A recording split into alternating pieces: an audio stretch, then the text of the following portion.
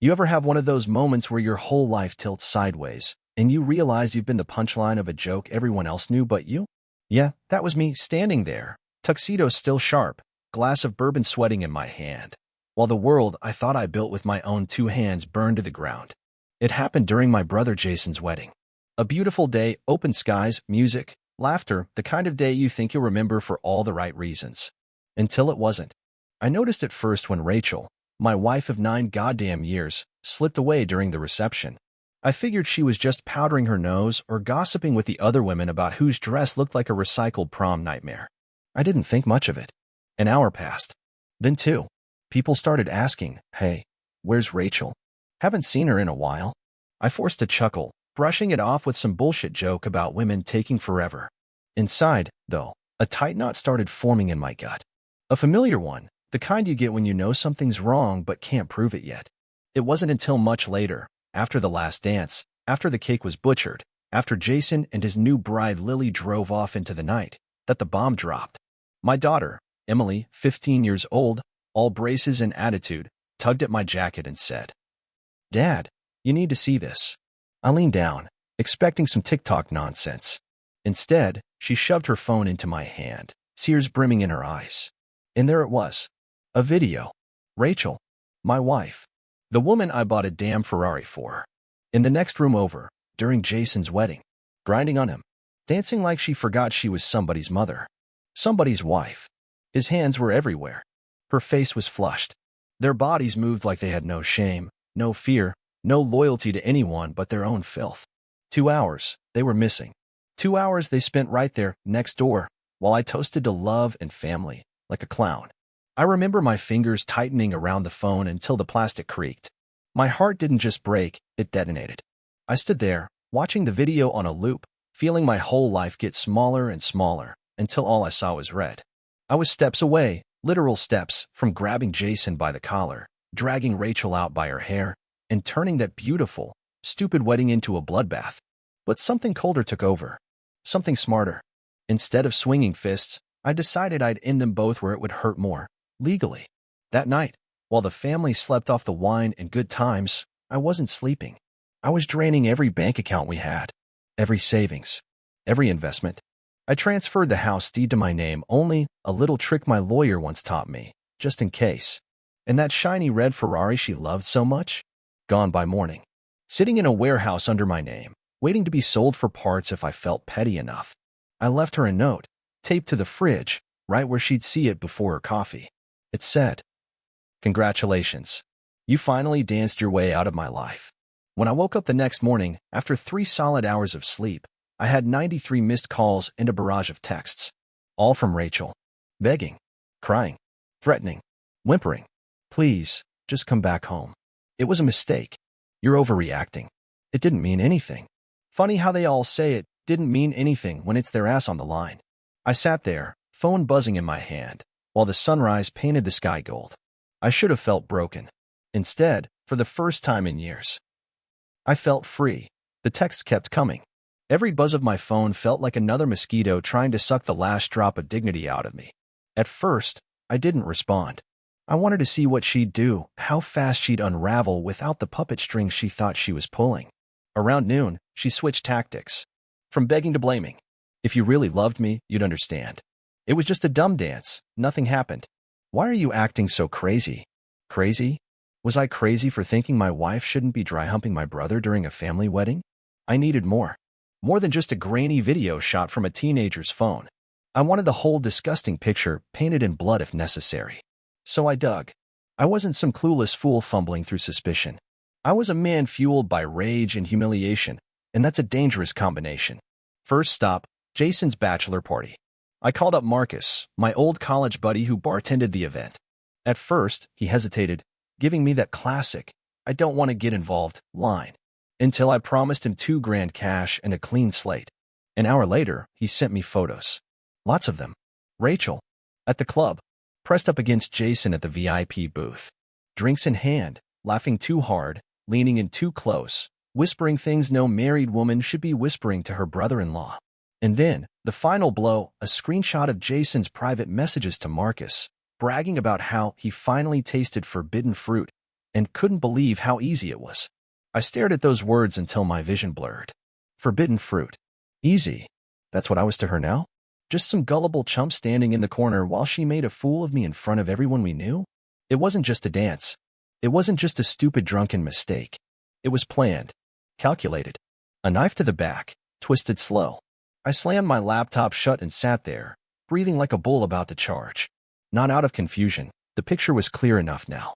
Out of pure, unfiltered hatred. I thought about every anniversary dinner. Every fake, "I love you," she whispered while texting God knows who. Every time she rolled her eyes when I was too tired from work to go out. Every cold shoulder when she just wasn't in the mood. It all made sense now. She wasn't distant because of stress. She wasn't tired because of work. She was bored of me. She found something more exciting right under my nose, my own damn brother. The betrayal wasn't a random thunderbolt out of nowhere. It was a slow burn, a calculated demolition. And I'd been too blind, too trusting, too damn busy building a future for us to notice the termites eating away at the foundation. Well, not anymore.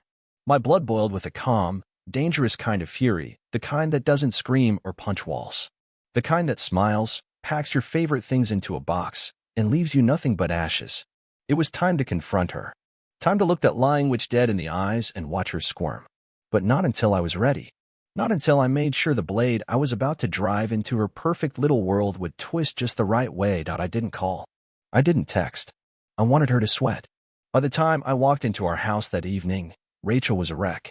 Mascara streaked down her cheeks. Hair messy like she hadn't stopped pulling at it. She rushed me the second the door clicked shut. "Baby, listen, it's not what you think." She clung to me like a parasite desperate not to be peeled off. I didn't say a word.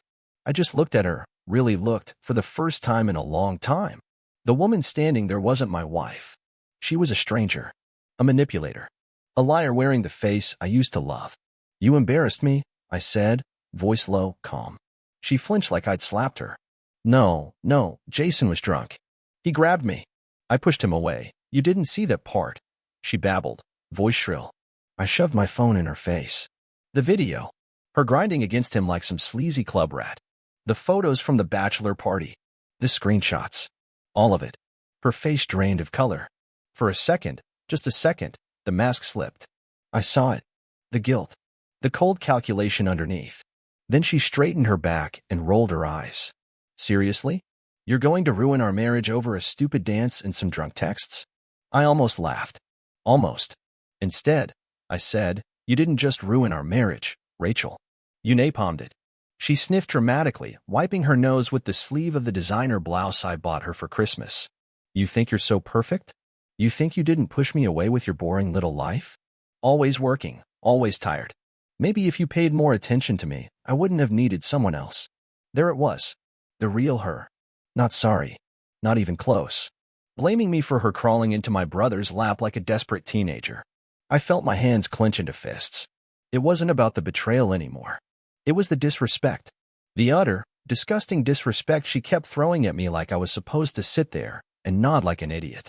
"Save it," I said, stepping past her. I went straight to the bedroom, grabbed 2 duffel bags from the closet, and started tossing her stuff into them. Not everything. Just the expensive crap I bought her, the designer shoes, the fancy jewelry, the handbags she used to flash around like badges of honor. All of it. I zipped up the bags, dropped them by the front door, and leaned against the wall. "Get out." Rachel stared at me like she couldn't believe it. Like I was the villain here. "You're really doing this," she screeched. "For a mistake? For a stupid little mistake?" I smiled. A slow, cold smile that didn't touch my eyes. "No, Rachel. I'm doing this because you made your choice. Now you can live with it." She screamed then, a high, shrill sound that made the neighbor's dog start barking. I didn't flinch. She threw one of the bags at me, shrieking curses I didn't even bother to catch. Then she stormed out, slamming the door so hard the windows rattled. I stood there in the silence, my heart pounding like a war drum. I should have felt broken, destroyed. But instead, a strange calm settled over me. For the first time in years, the air in that house didn't feel heavy. The chains were gone. I was free. Or so I thought. Because little did I know, Rachel wasn't done yet. She was just getting started. I thought that was the end of it. I figured she'd crawl off to wherever cheating snakes go and leave me alone. But Rachel? Rachel wasn't the type to lose gracefully. The first shot came the next morning. I woke up to a knock on the door. Not a soft knock either, a full-on, open palm, police-style pounding. Still groggy, I opened it. There stood 2 officers. Real ones. Badges, uniforms, the works. "Are you Daniel Carter?" one asked. "Yeah," I said slowly, my gut already sinking. "You're being served." I took the thick envelope they handed me. Rachel had filed for an emergency restraining order. Claimed I was emotionally unstable, threatened her safety, and physically intimidated her. All lies. All made up. I laughed bitterly as the officers walked away, already seeing the game she was playing. It wasn't enough that she humiliated me. She wanted to drag my name through the mud, make me the villain of her sad little story. Not today. I called my lawyer old Mr. Townsend, a shark in human skin. When I told him everything, including the video evidence and the text messages, he actually chuckled. "This one's gonna be fun," he said. Rachel thought she could play dirty. She had no idea who she was messing with. That afternoon, as I sat with Townsend prepping my counterattack, my phone blew up again. New messages. Dozens. Not just from Rachel, from her friends, from mutual acquaintances, from family members. "How could you do this to Rachel? We heard you kicked her out without warning. You're heartless." She was spinning her web, all right. Crying crocodile tears, twisting the story to make herself the victim. Typical. What she didn't realize was that I wasn't about to fight her battle on her terms. I wasn't going to argue with idiots over text or social media. I wasn't going to feed her sob story. I was going to end her properly. Legally. Coldly. 2 days later, we had a court hearing for the restraining order. Rachel showed up wearing a long-sleeve dress, probably hoping to look vulnerable, delicate. Her fake tears already running before we even sat down. When the judge asked for evidence, Rachel's lawyer rattled off nonsense about emotional trauma and fear for her safety. Then my turn came. Townsend stood up, cool as ice, and laid everything out. The video of Rachel at the wedding. Photos from the bachelor party. Text from Jason bragging about her. Financial records showing she'd been draining small amounts from our accounts over months, prepping her escape. By the time he was done, you could hear a pin drop in that courtroom. Rachel's face went from fake crying to pure, unfiltered panic. The judge tossed her restraining order out in under 10 minutes. But he didn't stop there. He gave me temporary exclusive use of the house. He froze the joint bank accounts. And he ordered Rachel to have no contact with me unless through attorneys. When we walked out of that courtroom, she tried to charge at me, screaming about how I ruined her life, how she was the victim, how I would regret this. The bailiff held her back. I didn't even blink. She could scream all she wanted. Her words didn't touch me anymore. What stung now wasn't her betrayal, that wound had already scarred over. It was the realization that the woman I once loved, the woman I once would have taken a bullet for, was capable of turning into something so vicious, so venomous, so alien. And deep down, a darker thought crept into my mind. Maybe she'd always been like this. Maybe I just didn't want to see it. After the courtroom disaster, you'd think Rachel would crawl into whatever hole she came from and stay there. Wrong. She was like a cornered animal now, desperate, dangerous, sloppy. It started small. Late-night calls from blocked numbers. Hang-ups. Breathing. Sometimes whispering, just low enough to make sure I couldn't catch the words, but loud enough to get under my skin. I didn't answer after the first few. Blocked every unknown number. Reported everything to my lawyer. I wasn't playing her games.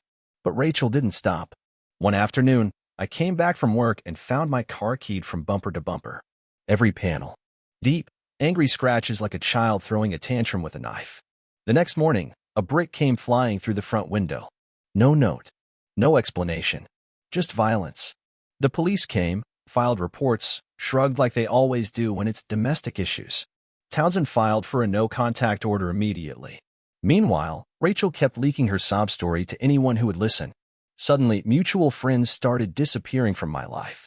People I'd known for years, barbecue weekends, late-night poker games, turning cold, ghosting me.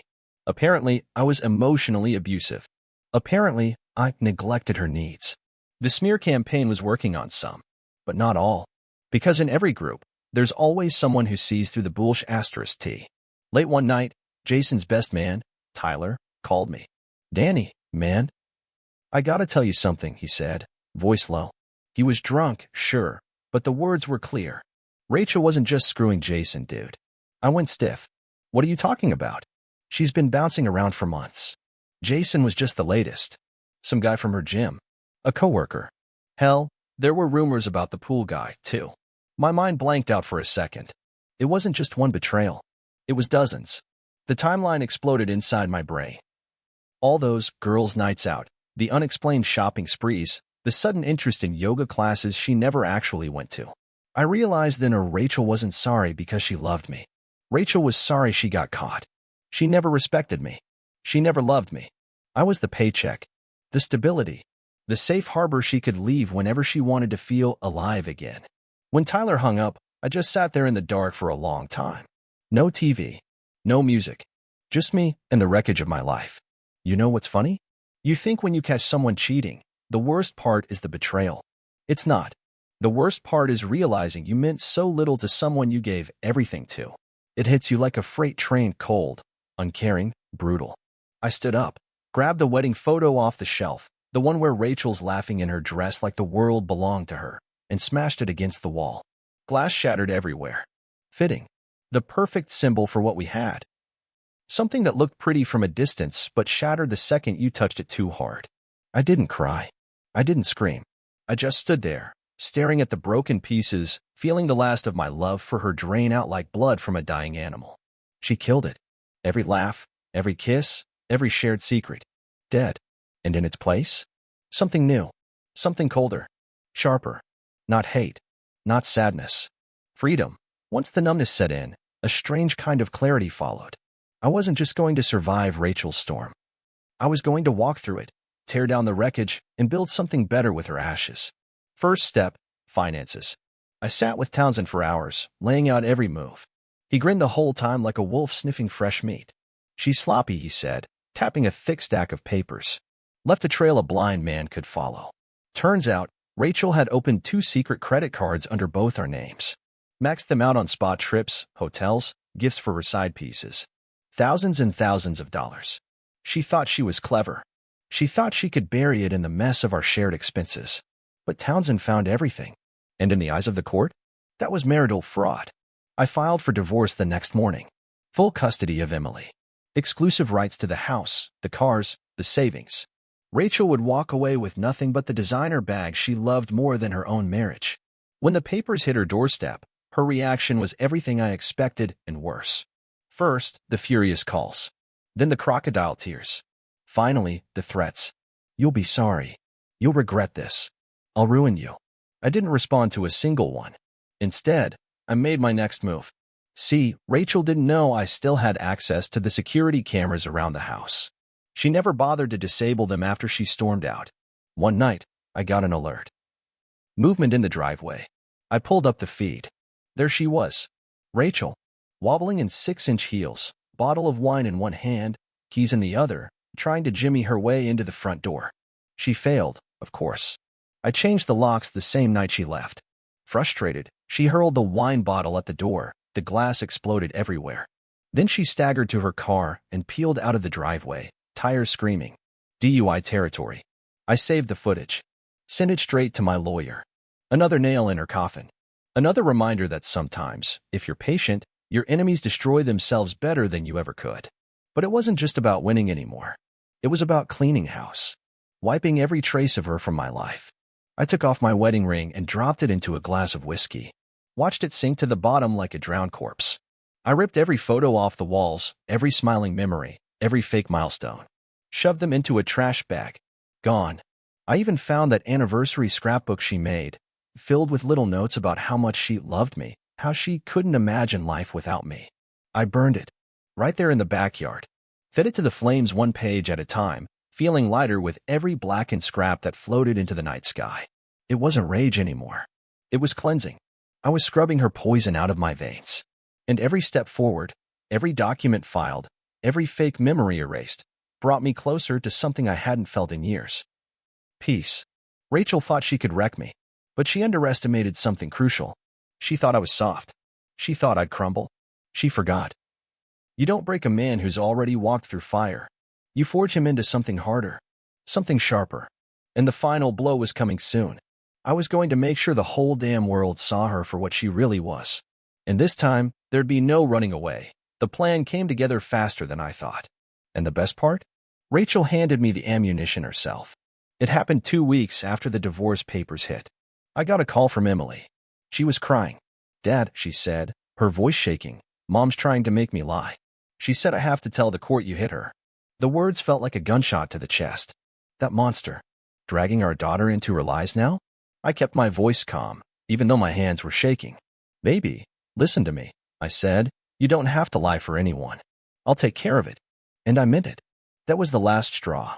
Rachel wasn't just a cheating, lying disaster, she was toxic, poisoning everything she touched. I called Townsend immediately. "We're going scorched earth," I told him. And he smiled like he'd been waiting for those words. The court date for the divorce was already set. We just needed to time it right.